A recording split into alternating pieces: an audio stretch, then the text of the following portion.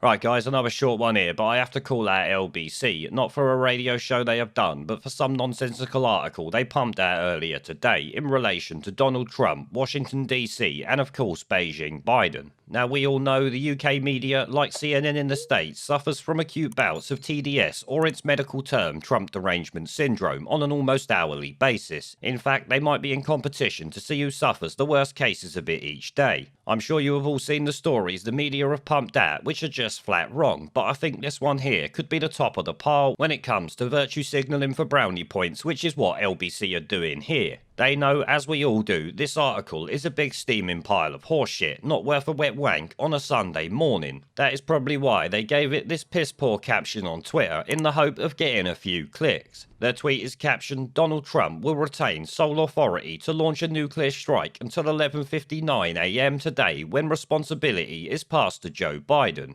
Here's everything you need to know about the US nuclear football." Which I have to say is just fucking ludicrous, because the article doesn't explain shit, let me tell you that. If that's all you need to know about it, then you might as well know nothing. It's that piss poor, I'm not even gonna read it to you. But I don't know about you guys, I always thought it requires more than just Trump say so to start dropping nukes on people, and the LBC article claiming to explain it, as I said, does not. But maybe it's a good thing they didn't explain it in the article, because it would prove their own caption to their tweet false. Now on top of that, it should also be noted that of all recent presidents, Donald Trump is the only one not to send American troops to destabilise a country in the Middle East or Africa, which obviously has to be a net benefit not only for the American people, but for us here in the UK. That means no British soldiers are sent to fight and die for no good reason in the buckfuck middle of nowhere. And as we all know, these wars just create more illegal immigrants trying to get over to the UK and Europe in general, so Trump not starting any wars during his term is really a good thing all round. Now, he did of course missile strike the Iranian general fried salami as he drove down the street, but in all honesty, the people of Iran hated him anyway, so he actually did them a service.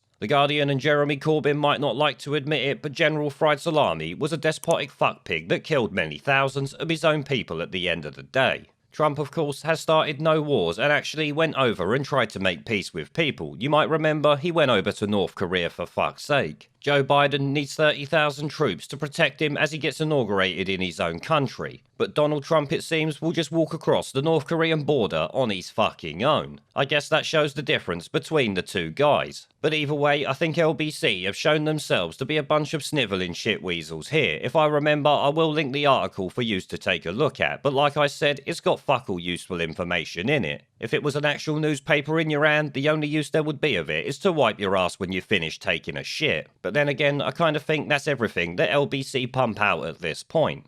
There is a pattern consistent throughout history of oppressed people turning on the oppressors, slaves against their owners, the peasantry against the feudal barons, colonies, Mr. Verhofstadt, against their empires, and that is why Britain is leaving. And it doesn't matter which language you use, we are going, and we are glad to be going. We're off.